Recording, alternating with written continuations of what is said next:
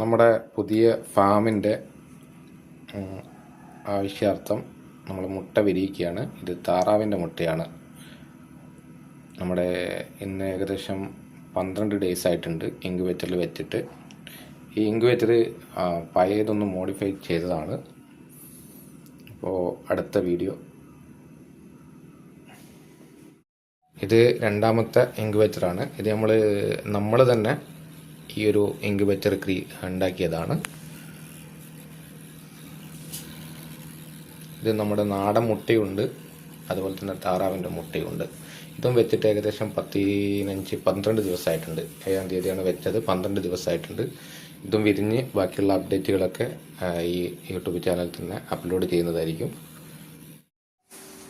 ഇത് അടുത്ത ഇൻക്യുബേറ്ററാണ്. ഏകദേശം 120 മുട്ട ഉണ്ട്. വെക്കാൻ പറ്റുന്നൊരു ഇൻക്യുബേറ്റർ. ഞാൻ തന്നെ ഉണ്ടാക്കിയ ഇൻക്യുബേറ്ററാണ്.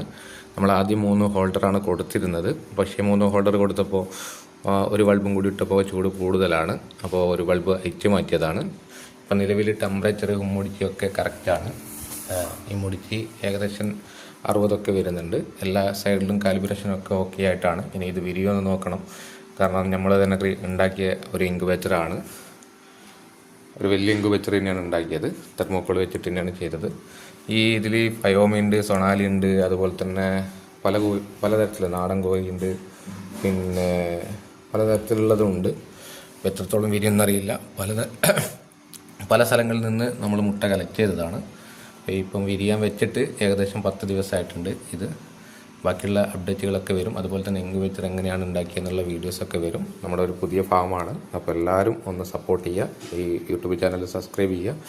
ബാക്കി വരുന്ന വിശേഷങ്ങളൊക്കെ ഓരോ ദിവസമായിട്ട് അപ്ഡേറ്റ് ചെയ്യുന്നതായിരിക്കും.